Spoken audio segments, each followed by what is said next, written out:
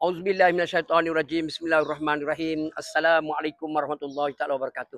Hari ini kita hendak bicarakan tentang merotan. Merotan anak, merotan murid dan sebagainya. Adakah Islam membenarkan merotan? Itu dalam hadis Nabi, Nabi membenarkan kita rotan murid, rotan anak. Sebagaimana Nabi bersabda, "Murru auladakum bisalah wa hum abna'u sab'in sinina wadribuhum 'alaiha wa hum abna'u asrin." Saya ingat akhir hadis riwayat Abu Daud. Hadis itu memberi maksud, ajarilah anak kamu sembahyang apabila mereka berusia 7 tahun. Apabila mereka berusia 10 tahun, mereka tidak sembahyang, pukullah di atas mereka.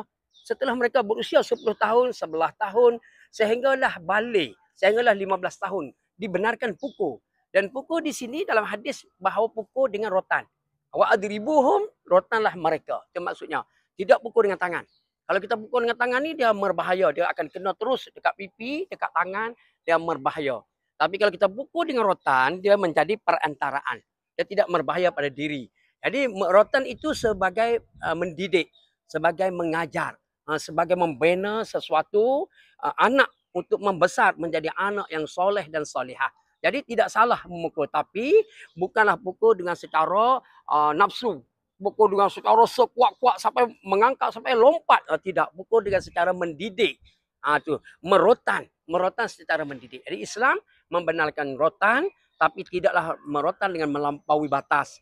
Rotan ada hak dia, rotan dengan niat nak mendidik, menjadikan anak kita yang lebih baik. Seperti Nabi sebut, wadribuhum 'alaiha wa hum abna'u asrin. Rotanlah di atas anakmu apabila mereka berusia 10 tahun. Mereka masih lagi degil, tak nak dengar, melanggar perintah Allah, melanggar perintah undang-undang dunia, undang-undang negara, boleh kita pukul. Kerana hadis membenarkan pukul dengan secara merotan. Bukan pukul dengan tangan. Pukul rotan. Kita ajar anak kita. InsyaAllah dengan kita rotan, menjadikan mereka itu insaf. Menjadi tidak berdendam. Tapi kalau kita tampar, dia akan menjadi dendam, berdendam. Kalau kita biarkan, mereka akan terus melakukan kejahatan. Jadi Ustaz sarankan kembali semula merotan dengan mendidik anak-anak. Guru dibenarkan semula merotan, ibu bapa boleh merotan anak-anak. Kerana banyak kejayaan-kejayaan di zaman dulu, zaman sekarang dengan mereka merotan. Ustaz ada contoh dekat kampung Ustaz, satu kelas tahfiz.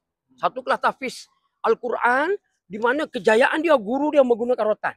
Dia bukanlah rotan dengan kuat, rotan dengan mendidik. Bila budak hafal Quran, dia suruh murid tu hafal Quran. Hafal Quran. Dia kata macam tu. Murid hafal. Bila masuk dengan guru, guru pegang rotan. Hafal. Kalau kamu tak hafal, aku jolok rotan masuk mulut kamu. Cuk, takut. Budak budak tu takut.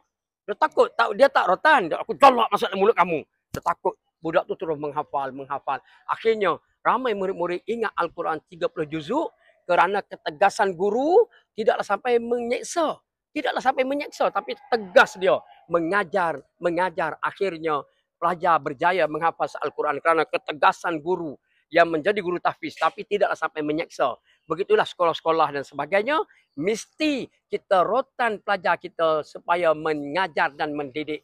Kalau kita biarkan mereka dengan tidak merotan, mereka tidak ada keinsafan untuk menjadi manusia yang berguna, manusia yang bertakwa kepada Allah Subhanahu Wa Taala.